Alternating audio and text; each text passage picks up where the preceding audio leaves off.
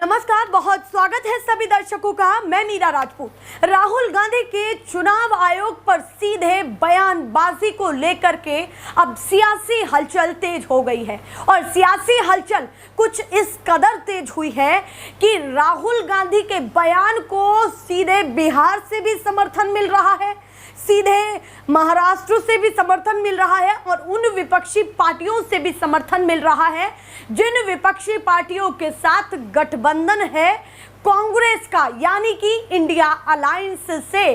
और चुनाव आयोग को पूरी तरीके से वो मजबूर कर रहे हैं कि जवाब दें और सीधे जवाब दें। अब क्या ऐसा हुआ है, चुनाव आयोग ने राहुल गांधी के एक ट्वीट किए हुए बयान पर जवाब दिया जिसमें राहुल गांधी ने ये लिखा हुआ था कि मेरे ये 5 जो मैंने टर्म रखे हैं इनकी या तो सच्चाई बताइए या फिर माना जाएगा कि कुछ इस कदर ही चोरी होती है। उन्होंने उन 5 तरीकों में कई सारी बातों का जिक्र किया। उन्होंने फर्जी वोटिंग का भी जिक्र किया, उन्होंने उसमें फर्जी वोटिंग की सूची तैयार करके वोट डलवाने का भी जिक्र किया कि बीजेपी वहां इन फर्जी वोटर्स का इस्तेमाल करती है जहां उनकी नींव या फिर साख कमजोर होती है, ये राहुल गांधी ने कहा। उसके बाद चुनाव आयोग ने भी जवाब दिया और चुनाव आयोग ने ये कहा कि जिस तरीके से राहुल गांधी बयानबाजियां कर रहे हैं, ये बातें कर रहे हैं, ये सारी तर्कहीन बातें हैं, इनमें कोई सच्चाई नहीं है, ये चुनाव आयोग ने कहा। उसके साथ साथ अब राहुल गांधी ने दूसरा ट्वीट किया और दूसरे ट्वीट को करते हुए उन्होंने ये कहा कि ये जो मैं ट्वीट कर रहा हूं, डियर इलेक्शन कमीशन, आप मेरे इन सवालों का जवाब दें, आप टाल मटोली ना करें, आप बातों को ना घुमाएं, सीधे मेरे इन सवालों का जवाब दें। और उन्होंने कुछ चीज़ें मेंशन की जो मैं अभी इस समय आपको स्क्रीन पर दिखा रही हूं। ये तमाम चीज़ें उन्होंने मेंशन की, पर अभी तक इलेक्शन कमीशन का जवाब नहीं आया है। पर तमाम जो विपक्षी नेता हैं उन्होंने राहुल गांधी को ज़रूर समर्थन दे दिया है। उन्होंने ये कहा है कि तेजस्वी यादव की खास करके मैं बात करूं, जो बिहार की राजनीति का दिग्गज चेहरा है और बिहार की सबसे बड़ी पार्टी इस समय तेजस्वी यादव और लालू यादव की है। उन्हीं तेजस्वी यादव ने ये कहा है कि 2020 में हमारे साथ यही हुआ था जो इस समय हो रहा है और जिस तरीके से राहुल गांधी कह रहे हैं वो सही कह रहे हैं। राहुल गांधी ने ये भी चीज़ कही कि बिहार चुनाव में ऐसा हो सकता है और इसीलिए राहुल गांधी ने ये मोर्चा खोला हुआ है।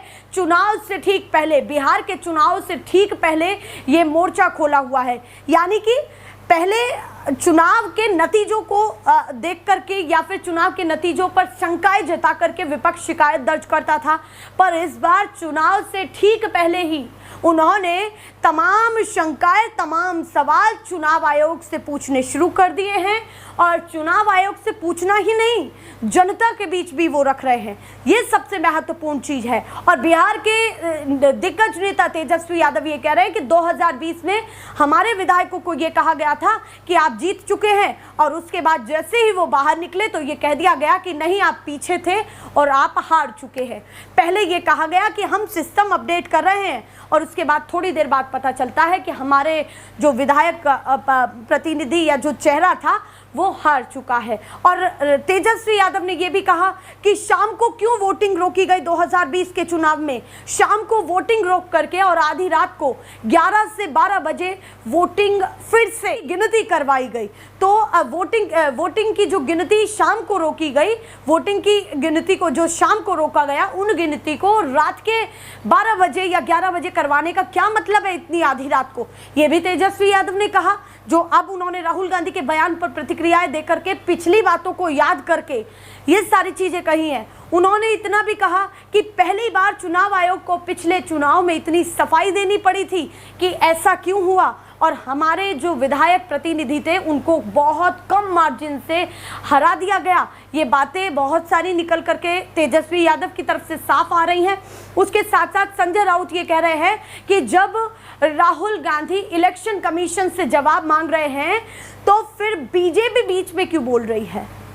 ये संजय राउत कह रहे हैं कि इलेक्शन कमीशन से जब राहुल गांधी जवाब मांग रहे हैं तो बीजेपी बीच में क्यों बोल रही है। उसके साथ साथ उन्होंने कहा कि चुनाव आयोग को इसका तुरंत जवाब देना चाहिए और गंभीरता से लेना चाहिए, क्योंकि ये कोई छुटभैया चेहरा नहीं है राहुल गांधी।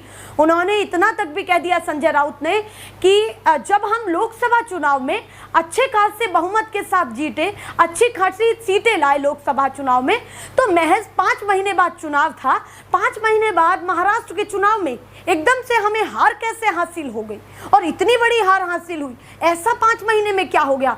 मैं दोनों के बयान यहाँ पर आपको बता रही हूँ, सुना रही हूँ कि दोनों ने क्या कुछ कहा है, तेजस्वी यादव ने भी और संजय राउत ने भी। इसके साथ साथ क्या 5 वो टर्म जो राहुल गांधी ने रखे हैं उनको भी मैं आपको फिर से दिखाना चाहती हूँ।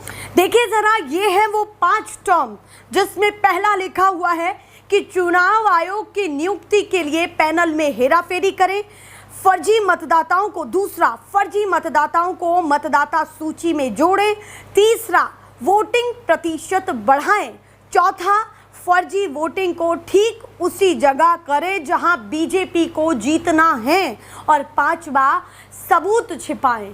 ये 5 वो टर्म हैं जो राहुल गांधी ने कहे हैं कि इस तरीके से चोरी किया जाता है वोट, ये राहुल गांधी ने कहा है। अब मैं यहाँ पर आपको वो बता दूं कि जो उन्होंने अपना आखिरी ट्वीट इलेक्शन कमीशन के लिए रखा है, सीधे वो ट्वीट बता रही हूँ। उसमें लिखा हुआ है कि डियर इलेक्शन कमीशन, आप एक संवैधानिक संस्था हैं। बिचौलियों को बिना हस्ताक्षर के टाल मटोल करने वाले नोट जारी करना गंभीर सवालों का जवाब देने का तरीका नहीं है। अगर आपके पास छिपाने के लिए कुछ नहीं है तो मेरे लिखे लेख में दिए गए सवालों के जवाब दें और इसे साबित करें। महाराष्ट्र सहित सभी राज्यों के समेकित डिजिटल मशीन पठनीय मतदाता सूची प्रकाशित करें। महाराष्ट्र मतदान केंद्रों से शाम 5 बजे के बाद के सभी सीसीटीवी फुटेज जारी करें। चोरी से आपकी विश्वसनीयता सुरक्षित नहीं रहेगी, सच बोलने से आपकी विश्वसनीयता सुरक्षित रहेगी। ये उन्होंने इलेक्शन कमीशन से जवाब मांगा है। हालांकि अभी चुनाव आयोग की कोई प्रतिक्रिया निकल करके सामने नहीं आई है इसको लेकर के। उससे पहले चुनाव आयोग ने ज़रूर प्रतिक्रिया की कि राहुल गांधी ने ये तर्कहीन बातें की हैं, पर जब उन्होंने दूसरा ट्वीट किया तो अभी तक, जब मैं आपको खबर बता रही हूँ, तो अभी कोई फीडबैक उधर से नहीं है। आगे चुनाव आयोग क्या कहने वाला है ये नहीं पता, पर इस समय सियासी भूचाल इसलिए है कि विपक्ष ने पहले ही बिहार चुनाव से ठीक पहले मोर्चा संभाल लिया है। मैं ऐसे ही एक एक खबर आपको दिखाती रहूंगी, बिहार ही नहीं देश के जिस कोने में जो भी खबरें चलती रहेंगी पॉलिटिकल, वो तमाम खबरें दिखाती रहूंगी। फिलहाल के लिए नमस्कार।